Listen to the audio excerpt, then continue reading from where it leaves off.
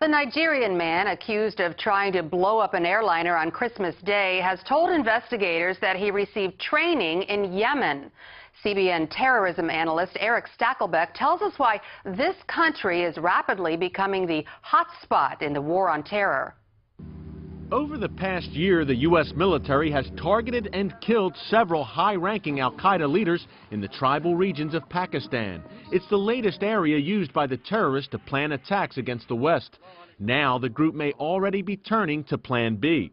The nation of Yemen contains neighborhoods familiar to Al Qaeda, rugged, mountainous, and extremely tough to govern. The Yemeni government, unfortunately, does not have a lot of control over the country. They have control over Sana'a and just right around the capital, and that's about it. And the rest of the country is pretty much lawless. Terrorism expert Rudy Atala has worked extensively in the Arab and Muslim world. He says Yemen's instability has allowed Al Qaeda to establish a foothold. It's easy to buy weapons in Yemen. You can go to any arms bazaar and pick up anything you want.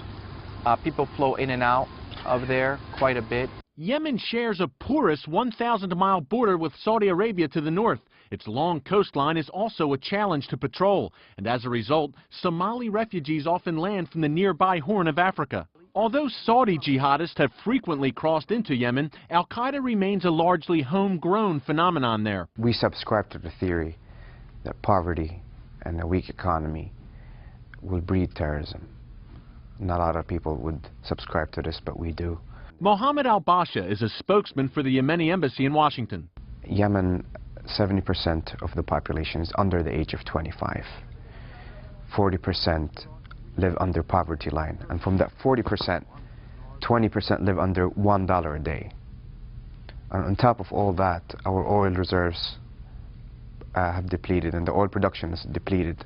With all these factors, it's very challenging for the government to face the radicalization process. Yemen and Al Qaeda share a troubled history. It was off the coast of Yemen in 2000 where suicide bombers killed 17 U.S. sailors on the USS Cole. Yemeni fighters flooded into Iraq after the U.S. invasion in 2003, and some 100 of the 240 remaining inmates at Guantanamo Bay Prison call Yemen home. The latest incident saw 16 people killed last year when suicide bombers targeted the U.S. Embassy in the capital city of Sana'a. We're losing revenue from tourism. Ships are not coming to our ports because they're afraid of landmines, sea mines, and suicide attacks on the water.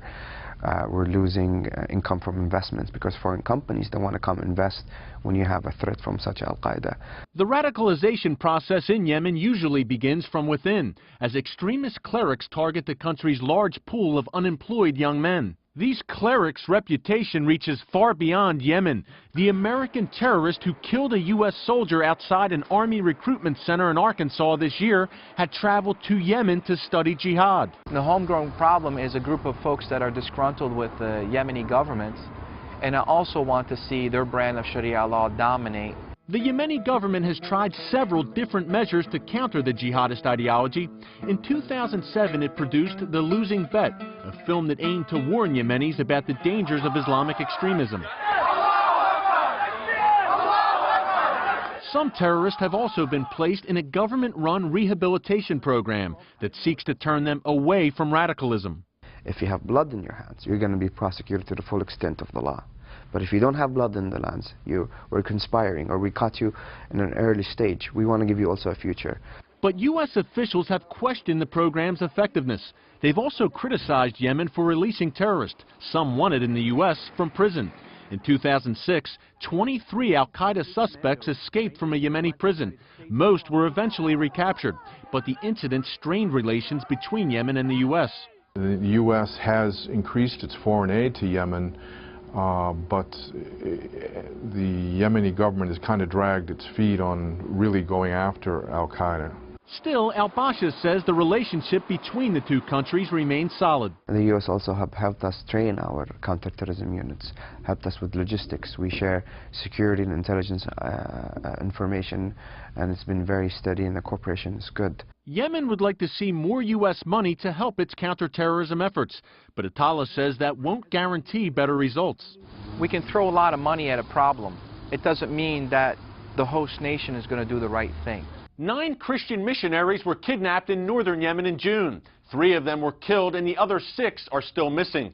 Critics say the incident calls attention to the increasing destabilization inside Yemen, with the country facing an insurgency by Shiite rebels in the north and similar breakaway efforts in the south. The situation there could go downhill quickly, providing Al Qaeda with a chaotic atmosphere it may deem irresistible. Erick Stakelbeck, CBN News, Washington.